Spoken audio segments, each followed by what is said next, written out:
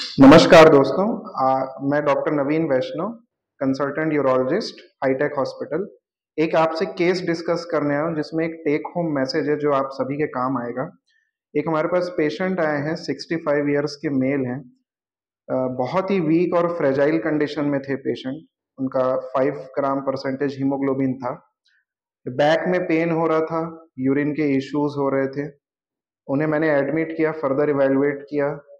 तो ये chronically negligent patient थे। मुझे पता चला कि इनको किडनी, यूरेटर जो कि उसमें से नली निकलती है, और ब्लैडर, तीनों में ही ट्यूमर्स थे, और मल्टीपल ट्यूमर्स, दैट टू बहुत ही एग्रेसिव कंडीशन में।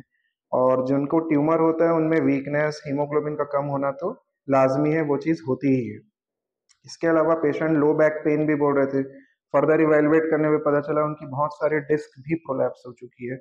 न्यूरोसर्जन ने अपना कंसल्टेशन किया, उन्होंने बताया कि लेटर ऑन इसे भी ऑपरेट करना पड़ेगा, बट जो लाइफ थ्रेटनिंग चीज थी पहले उसे ऑपरेट करना पड़ा।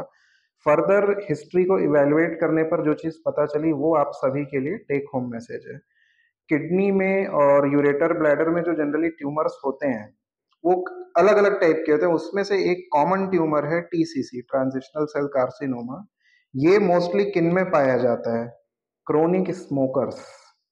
रबर डाई एनिलीन एक केमिकल है, इनकी फैक्ट्रीज में जो लोग काम करते हैं दे आर मोर प्रोन, उनको ये वाले ट्यूमर कैंसर होने की ज्यादा संभावना होती है, जो कि इस केस में भी था। ये ऑक्यूपेशन जब मैंने उनसे पूछा था तभी मुझे क्लिक किया था, इसीलिए फर्दर मैंने इवेलुएट किया। फिर पेशेंट को मैंने ऑपरेट किया। ये लॉन्ग स्टैंडिंग ये ट्यूमर होने की वजह से लेफ्ट साइड की किडनी तो पूरी गॉन हो चुकी थी, तो किडनी और उसकी नली दोनों को निकालना पड़ा। साथ में जो ब्लैडर के अंदर भी ट्यूमर था उसे भी दूरबीन से मैंने निकाला है। अभी पेशेंट अच्छे से हील हो रहे हैं, बट अब उनकी एक ही किडनी सरवाइव करेगी, उसी पे उनको आगे अपना जीवन चलाना है। अगर वो टाइमली इस चीज को देख लिए होते कि इन जगहों पे काम करते हैं, स्मोकर हैं, यूरिनरी इश्यूज है, टाइमली इवेलुएट कर लिए होते तो वो किडनी भी बचाई जा सकती थी। ऐसा नहीं कि हर केस में निकालना ही जरूरी होता है।